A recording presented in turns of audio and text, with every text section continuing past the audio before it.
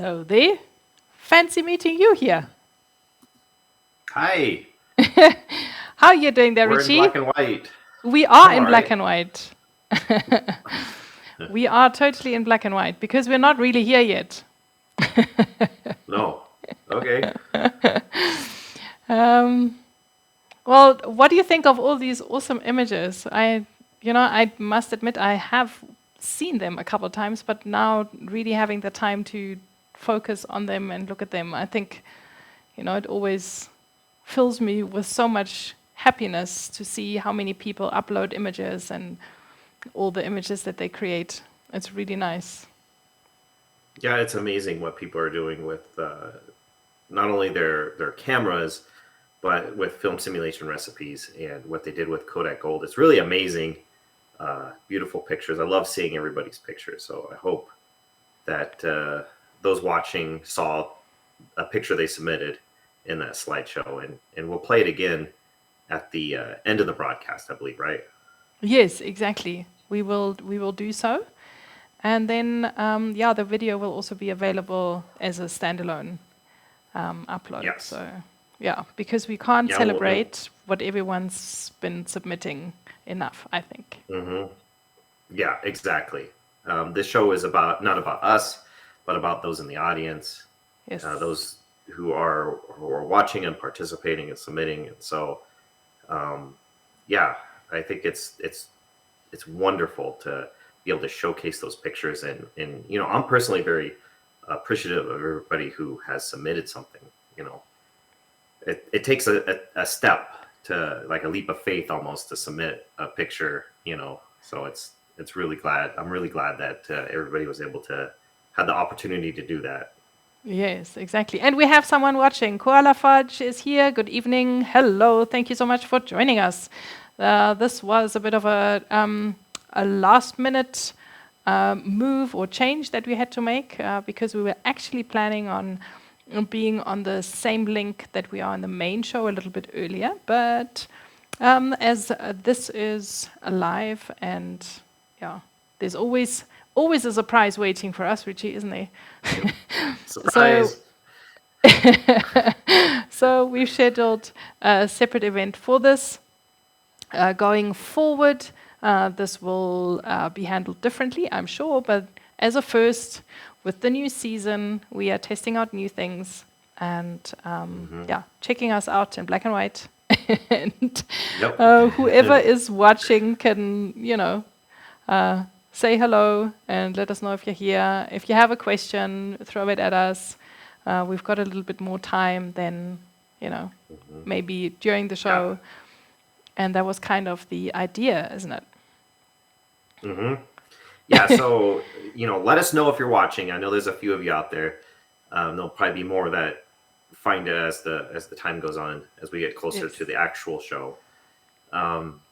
But let us know who you are, where you're watching from, and yeah, shoot us anything you want, any question, any comment, any statement, anything you want us to talk about. Let us know, and it's just an informal chat between myself and Nathalie and you guys. So we got Warren from New Jersey tuning in, so that Hi, is Warren. awesome.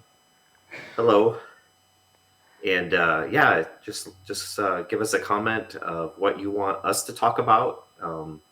We could talk about film simulation recipes. We could talk about cameras. We could talk about flags. I said it. Are you sure you want to talk about flags, Richie? You're a brave man. And of course, those who tuned in last season know what we're talking about. For everybody else, it's kind of an inside joke, but yes, I think we're better at taking pictures than we are at flags. But maybe, who knows? yeah. The year's young, so there's still Yep. hope that maybe Yep. this will go for a better sometime later. Yeah, so we've got a serious countdown counting us down here, which is nice for us to keep time for once. Yeah, Time because being we of we the can't do essence. 2+ hour episodes Yeah, Rebecca Dupont is watching Yes. from Germany. That's your home country, Natalie. Yes, it is. Yes, it's family. It's my daughter. Mm-hmm. Hey, Oh, okay. Becky. Thank you for tuning in. It's fabulous Awesome. to have you here. You It's a should family update your event. thumbnail picture there, Becky, though. She's about, I don't know, 7 years old or something in that photograph. Nice. I don't think she uses YouTube all that much. Mm. Nice. I'm still working on my first cup of And coffee. yes. Adam is here from Amsterdam. Hello, Adam. So nice of you to Awesome. join us. If you have a comment or a question, please shoot it at us, and we will, have a time. We've got time to chat. We have exactly 15 minutes and 32 seconds. Yeah, That's let nice. us know what you think of us in black and white. If you do you like to shoot black and white versus color? That's a good question. You can comment and let us know if what do you mainly shoot in? Is it predominantly one or the other? That'd be interesting to know. Yes, exactly. Absolutely. Okay, well, sorry, we clearly have to change that. Um, Dad clearly doesn't know that you are now an adult, so we will change this. That's funny. um, okay, there's a real question. Pro-mist Oh yeah, I like filters. this question. I Ooh. have both. I have ProMist and Cinebloom, and they're similar, but they're different. And they both give that halation effect that kind of comes naturally in some films, and they soften the highlights. They basically what they do is they scatter some of the light that comes through, and so it mostly affects highlights. You do see a little bit of softening of the shadows, but it's not nearly as pronounced as the highlights. What I find is that the Cinebloom filters tend to reduce the overall contrast of the image more than the ProMist filters, but the ProMist filters tend to have like a slight color cast that it gives to the pictures. So I personally prefer the Cinebloom just because it doesn't put that color cast on the images, and I think um, subtlety is what you're going for. So like the 1/8 ProMist filter or the 5% Cinebloom, which are very subtle effect, are better than the stronger like I would like 20% Cinebloom in my opinion. Everybody's different, but in my opinion, that's just way too much. Or like the 1/2 ProMist is just way too much in my opinion. Everybody's different, everybody has their own taste, but that's what I think. And what situations, night photography, or anywhere where there's like a bright light source, like a window or street lamps or something like that, where you don't want the light to be just so harsh, it kind of diffuses it just a little bit. I Oh, hope that answers the question. I'm so glad that Warren that you answered asked this, because I don't have any filters, but I'm seriously looking at getting myself one, because I find that very fascinating to Mm-hmm. play around with. So I haven't told my husband yet, but let's hope he's not watching. Oh, there's Caroline from Israel. Hey, thank you so much for tuning in. Hello. It's wonderful to have you here. Thank you so much for submitting these awesome images of yours. Well done on Yes, thank you that. so much. Yeah.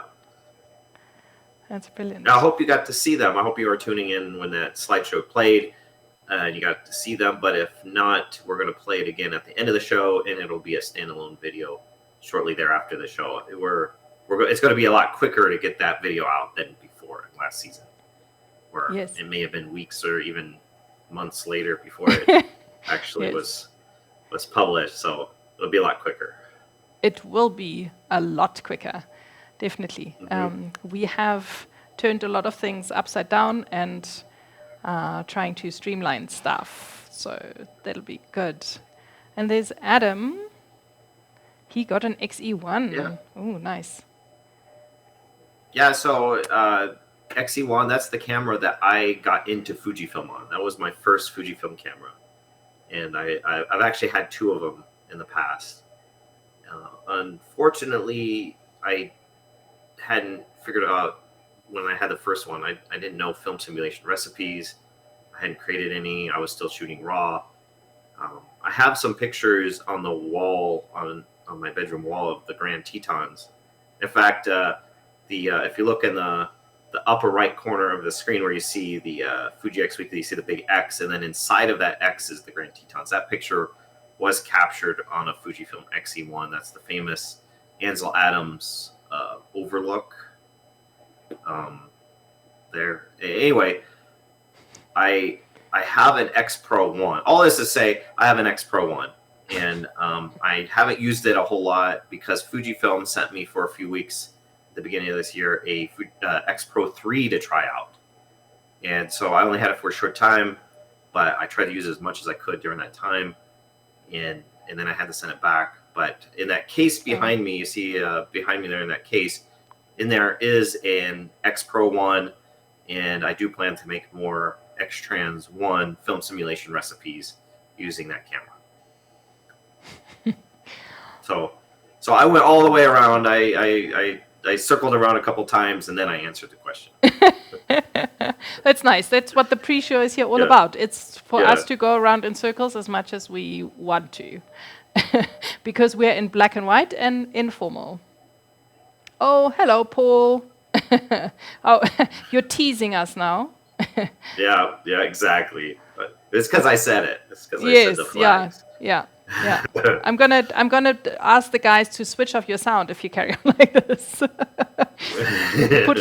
Getting us into trouble. Oh, that's funny. There was something I wanted to say was that you had to send the X Pro 3 back. I'm very sorry to hear. Yeah, they didn't give it to me to keep, but it was nice to use. Yes. For a few weeks and put it through its paces.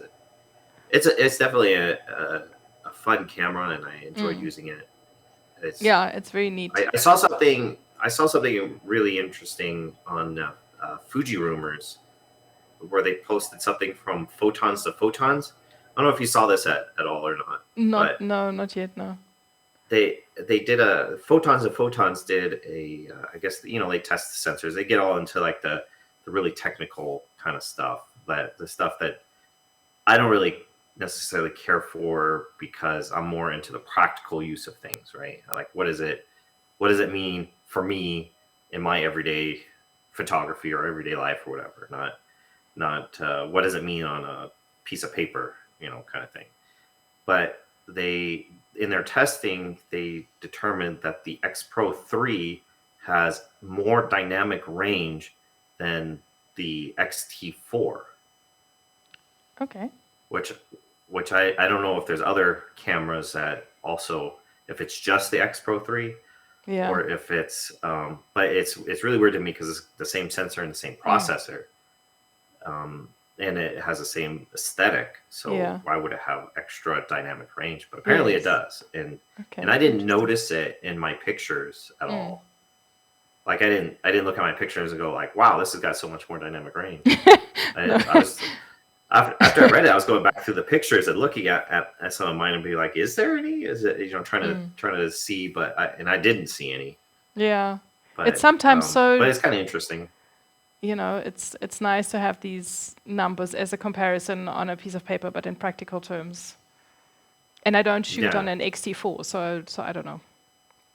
I'm happy with the images that I get from the X Pro 3. So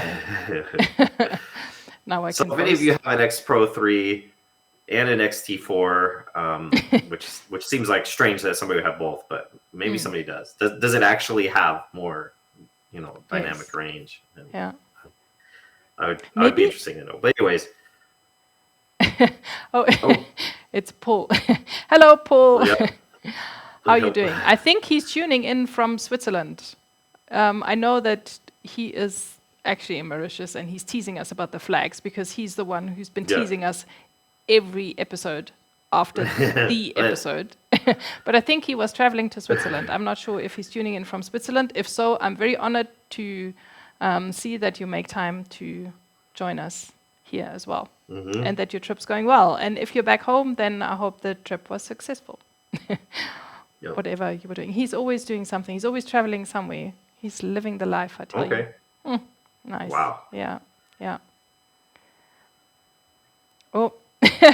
Oh, that's a great question. I was oops, and I probably just put a big tone out on everybody, but I am not that close to that. I'm inching towards 250. I'm inching toward 250 on Fujifilm. If you include the Ricoh recipes for the GR cameras, if you include those, it is approaching 300. So, Sure. So yeah, I guess if you're talking about just Fujifilm, it's getting closer to 250. If you're including the Ricoh, then yeah, 300 is on the horizon, which is crazy to think about. It actually is. It is, especially because it wasn't that long ago that you reached 200. Or does it just feel like it's not that long ago and it's much longer ago? I don't know. Yeah, it was. I don't know, maybe. Well, not including the Ricoh. I think it was maybe 6 months ago or so ish. Okay, 6 months so ago that that is it quite passed the 200 mark. Yeah. Yeah. Time flies. Yeah. Yeah, it does. As Kermit the Sorry, Frog your would audio say, is going time's a little fun when bit. you're having flies. Yeah, your Oh, audio is it's going a the audio is little bit funky once in a while. I don't know if that's maybe just the connection. So when there's a dip in the connection, be. that the audio is going funny. But we can hear you now. It could be. Yeah. My internet has been on the fritz the last couple days, Okay. so it could be that Yeah. it's been kind of slow and weak. Yeah. Well, just not sure now why. you're perfectly fine again. But it does sound a Yeah. bit robotic, almost like there's just a bit of a drop. But you're back. Okay. Oh, time for trivia. Oh, it's trivia time. Okay, so we thought of something new, and I found this really cool trivia game on Rocky Nook for anyone who's interested. And yeah, so I thought we play a bit of question and answers. So this is for the audience and for us, but we're going to ask a question. And then you can all think about it and let us know if you know the answer. You don't need to ask Google because it's not, you can't win anything, all right? It's just, testing trivia, which is a lot of the times you feel really good when you know it, but the world doesn't change if you don't know it. But it's all photography related. So I think it's quite interesting and fun. So I'm choosing one. I have no idea what's on the back. And there are 3 questions. And I'm going to ask Ritchie to give me a color between red, black, and green. And then I'm going to ask the question. Ritchie? Okay. So how about green? Red, black, or green? Sorry?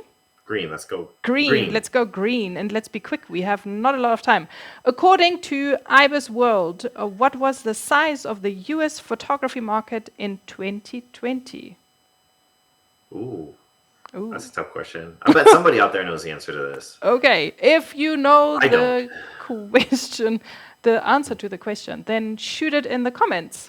According to IBIS World, what was the size of the US photography market in 2020?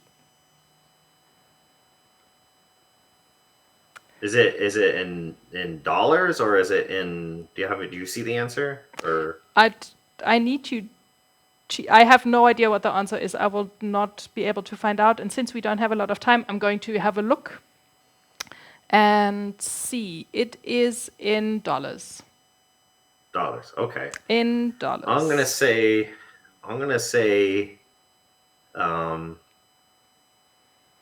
500 million. I'm going to say 500 million. That maybe that's too high. I don't know. But that's what I'm going to say. It's not the answer. Okay. So sorry, I need a buzzer like me. Sorry.